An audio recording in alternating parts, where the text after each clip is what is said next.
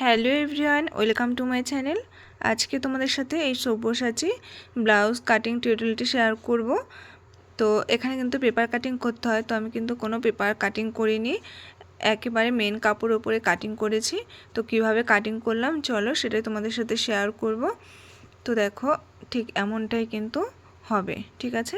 তো দেখো এখানে মেন কাপড় নিয়েছি, আমার কাপড়টা এখানে সুতির কাপড় রয়েছে, আর এখানে 70 সেন্টিমিটার আমি লাইলিন নিয়েছি, কারণ এটা ফুলাতে হবে, হাতে কোনো লাইলিন কাপড় দেবো না, ঠিক আছে। তো দেখো প্রথমে আমরা চলো ব্যাক পার্ট কাটিং করে নিচ্ছি।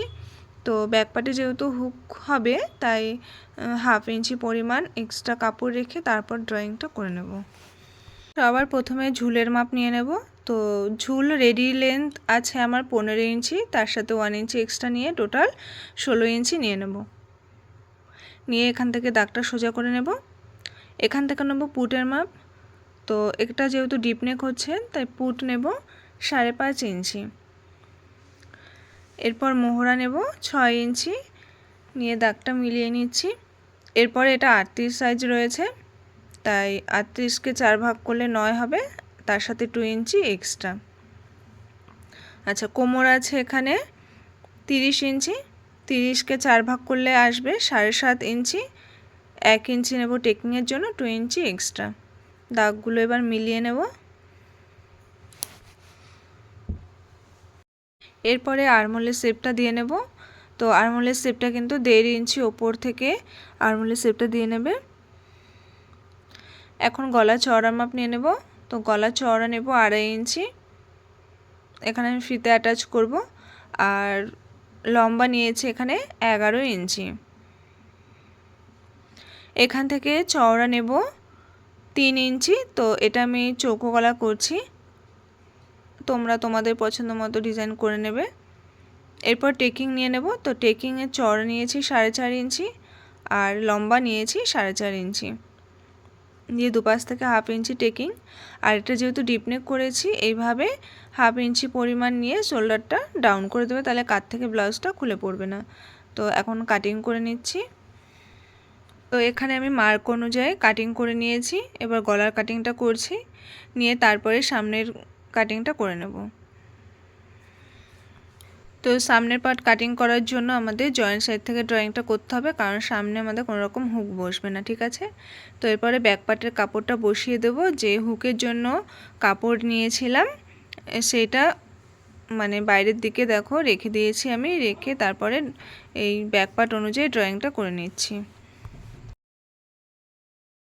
এরপরে সামনে গলার জন্য লম্বার মাপ নিয়ে নেব। তো লম্বা এখানে আমি 7 ইঞ্চি নিয়েছি, আর চওড়া নিয়েছি 2.5 ইঞ্চি, নিয়ে এরপরে বক্স করে নেব। নিয়ে এখানে আমি সুইট নেক করে নেব।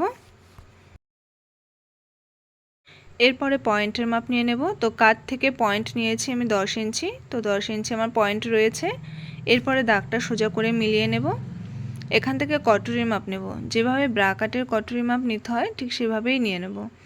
তো 36 রয়েছে চেস্ট, তাকে 10 দিয়ে ভাগ করলে আসবে 3.6 ইঞ্চ, আরও প্লাস করে 3.6 ইঞ্চ নিয়ে নিলাম, ঠিক আছে। দুবার 3.6 ইঞ্চ নিলাম।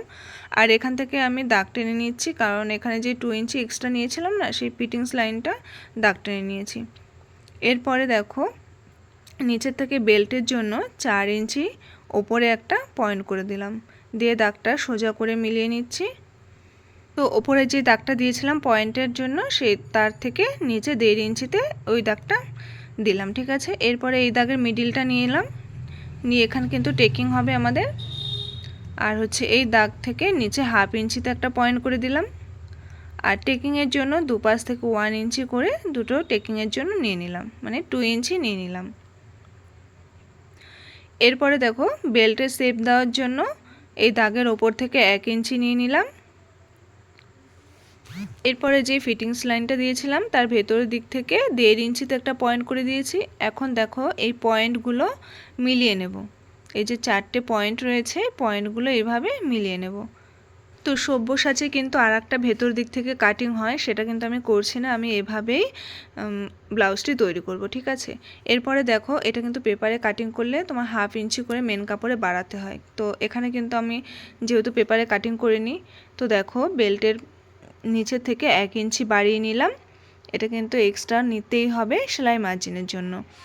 তো দেখো এখানে বেল্টের জন্য 1/2 ইঞ্চি চলে গেল, আর এই যে শেপটা দিয়েছিলাম তার নিচের থেকে 1/2 ইঞ্চি মার্ক করে দিয়েছি, এটা কিন্তু সেলাইয়ের জন্যই নিচ্ছি, ঠিক আছে। তো এইভাবে নিলে আর পেপারে কাটিং করার দরকার হয় না। এখন আরমোলের কাছ থেকে 1/2 ইঞ্চি পরিমাণ বাড়িয়ে নিচ্ছি সেলাই মার্জিনের জন্য, এটা নিয়ে কোমরের সাথে মিলিয়ে দিলাম। এখানে তালপাটের শেপটা দেওয়া হয়নি, তো দেখো ভেতর থেকে 1/2 ইঞ্চি পরিমাণ মতো একটা পয়েন্ট করে তালপাটের শেপটা দিয়ে নিলাম। তো এখানে কিন্তু সমস্ত ড্রয়িং করা হয়ে গেছে। তো প্রথমে আমি তোমাদের কাটিংটা দেখিয়ে দিয়েছিলাম, তো আমি কাটিং করে নিয়েছি। আর টেকিংটা দেওয়ার পরে খুব সুন্দর একটা খাপ তৈরি হবে। তো একই রকমভাবে তোমরা মেন কাপড়েও কাটিং করে নেবে। আর হাতার কাটিংটা আমি করিনি, অনেক হাতার কাটিং দেখিয়েছি। তো আজকে ভিডিওটা এই পর্যন্ত, দেখা হচ্ছে আবার নেক্সট ভিডিওতে। তো সেলাই ভিডিওটা তোমরা দেখতে চাইলে অবশ্যই কিন্তু কমেন্ট করে জানাবে। আর ভিডিওটা কেমন হয়েছে ভালো লাগলে লাইক করে শেয়ার করে পাশে থাকবে। তো এখনকার মতো টাটা।